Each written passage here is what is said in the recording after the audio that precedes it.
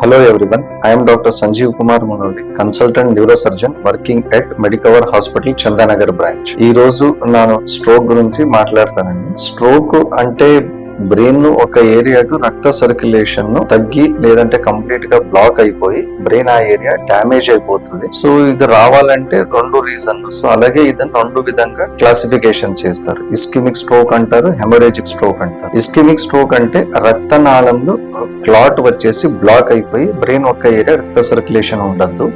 ఇంకా second haemorrhagic, ఇది ఏమంటే బీపీ పెరిగినప్పుడు, ఏజ్ అయిపోయినాక రక్తనాళము వీక్ అయిపోయినప్పుడు బీపీ పెరిగి రక్తనాళం బర్స్ట్ అయ్యి బ్రెయిన్ ఏరియాలో బ్లీడింగ్ అయిపోతుంది.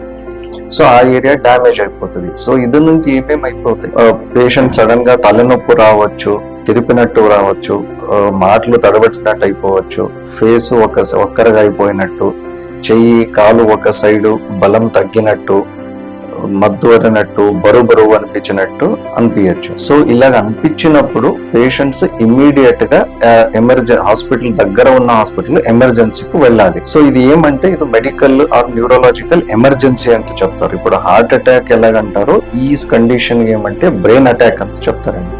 సో ఎమర్జెన్సీలో డాక్టర్స్ ఏం చేస్తారు, ఫస్ట్ ఇమీడియట్ గా స్కానింగ్ చేసి చూస్తారండి. చూసి ఫస్ట్ బ్లీడింగ్ ఉందా లేదా ఇది తెలుసుకుంటారు. సో బ్లీడింగ్ ఉంటే అది హెమరేజిక్ స్ట్రోక్ అని కన్సిడర్ చేస్తారు. సో అదొక ట్రీట్మెంట్ గా కంప్లీట్ గా వేరే ఉంటుంది. బ్లీడింగ్ లేదు అంటే సో ఇది ఇస్కిమిక్ స్ట్రోక్ అంటారు, అది ట్రీట్మెంట్ వేరే ఉంటుంది.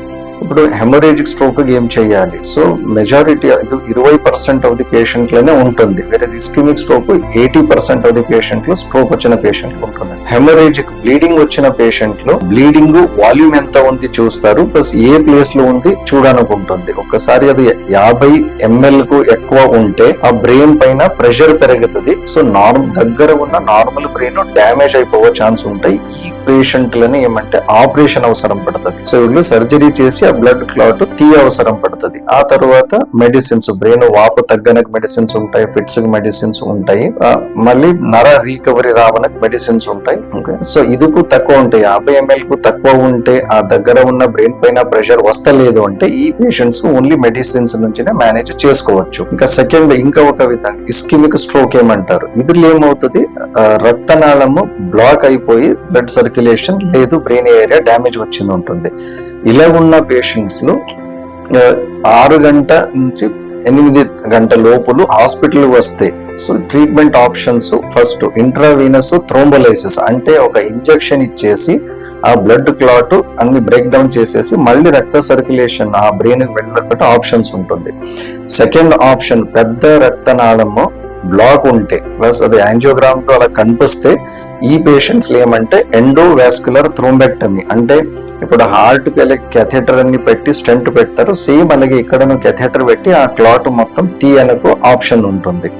పేషెంట్ 12 hours తర్వాత వస్తే అప్పుడు వరకు ఆ క్లాట్ గట్టి సాలిడ్ హార్డ్ అయిపోతుంది, కంప్లీట్ బ్లాక్ అవుతుంది, అప్పుడు ఈ ఇంజెక్షన్స్ పనిచేయవు. సో ఈ ఫస్ట్ 6 hours ఏమంటారు, ఇది గోల్డెన్ పీరియడ్ అంటారు. సో ఇది ఇలా సిమ్టమ్స్ వచ్చినాక ఇమీడియట్ గా పేషెంట్ హాస్పిటల్కి వస్తే ఆ క్లాట్ ఒకసారి తీసేస్తే లేదా ఇంజెక్షన్ నుంచి బ్రేక్ డౌన్ అయిపోతే సో పేషెంట్ ఆ వీక్నెస్ ఇవన్నీ వచ్చిందేమో ఫాస్ట్ గా రికవరీ వచ్చే ఛాన్సెస్ ఎక్కువ ఉంటాయి. సో ఒక్కసారి పేషెంట్ లేట్ గా వచ్చినప్పుడు తర్వాత మరి మెడిసిన్స్ పెట్టడానికి ఉంటాయి, బ్లడ్ థిన్నర్ టాబ్లెట్స్ ఉంటాయి. సో అది నుంచి స్లోగా ఆ క్లాట్ ఏమవుతుంది, బ్లాక్ ఏముంటుంది, ఓపెన్ అయిపోతుంది, రక్త సర్క్యులేషన్ మళ్ళీ వచ్చే ఛాన్సెస్ ఉంటాయి. వచ్చిన నర డ్యామేజ్ రికవరీ రావడానికి ఇంజెక్షన్స్ పెట్టాలి, బ్రెయిన్ వాపుకు ఇంజెక్షన్స్ పెట్టడానికి ఉంటుంది. ఒక్కసారి ఈ పేషెంట్ పెద్ద ఏరియా డ్యామేజ్ ఉంటే బ్రెయిన్ వాపు పెరుగే ఛాన్సెస్ ఉంటాయి. ఈ పేషెంట్ లో ఏమంటే కొంచెం టైము సర్జరీ అంటే క్రేనియక్టమీ అంటారు, ఆ అవుట్ సైడ్ బొక్క ఏముంటుంది అది తీసేయాలి.